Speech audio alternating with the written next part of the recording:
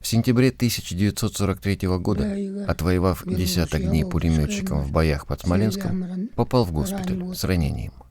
Там и прозимовал. Выписался весной и дальше пошел воевать.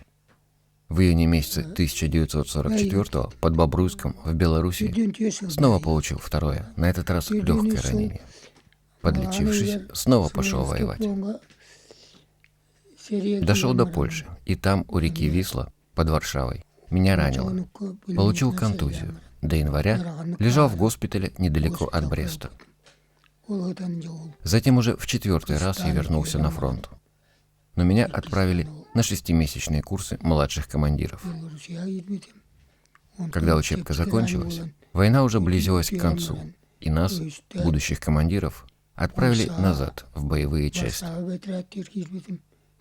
Демобилизовался и вернулся домой я в 1946 году.